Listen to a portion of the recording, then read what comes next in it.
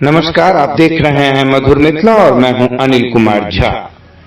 आज दिल्ली की सुबह अपनी पूरी रफ्तार में थी, लेकिन आईटीओ की उन सड़कों पर एक अलग ही मंजर दिखाई दे रहा था।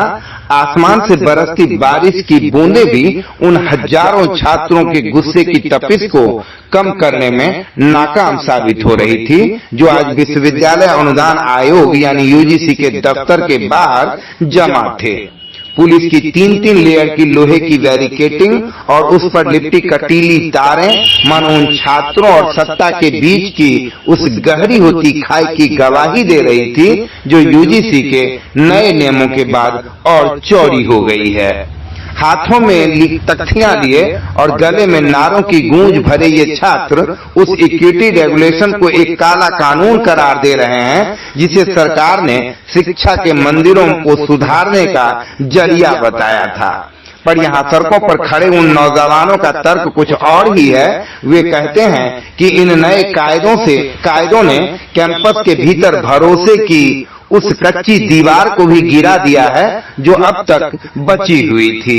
प्रदर्शनकारियों की आवाज में एक अनजाना डर है, एक ऐसा डर जो उन्हें लगता है कि आने वाले कल में कैंपस को किसी शिक्षा केंद्र के बजाय एक निगरानी शिविर में बदल देगा। हंगामा तब और बढ़ गया जब प्रदर्शनकारियों के एक जत्थे ने घेरा तोड़कर मुख्यालय की तरफ बढ़ने की कोशिश की। वहां मौजूद पुलिस बल और छात्रों के बीच हुई तीखी झड़प में कई युवा चोटिल हुए, तो कईयों को जबरन नीली बसों में भरकर ले जाया गया।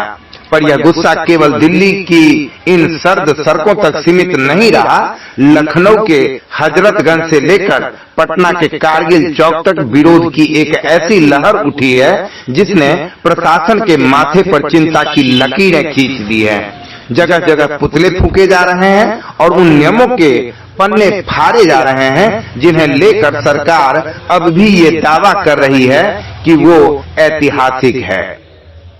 इस पूरे घटनाक्रम के बीच सबसे ज्यादा चौंकाने वाली बात वो इस्तीफे हैं, जो इन विरोध की आंच में सुलग कर सामने आए हैं। सत्ताधारी खेमे के भीतर से उठती विरोध की ये छिटपुट आवाजें अब एक बड़े राजनीतिक संकट की आहट दे रही हैं।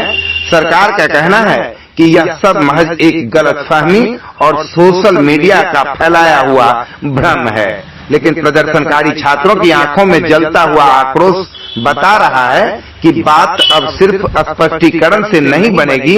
दिल्ली की सड़कों पर बिखरे ये फटे हुए पोस्टर और भारी बूटों की आहट इस बात का संकेत है कि देश के कैंपसों में शुरू हुआ यह संग्राम अभी लंबा खिंचने वाला है। धन्यवाद।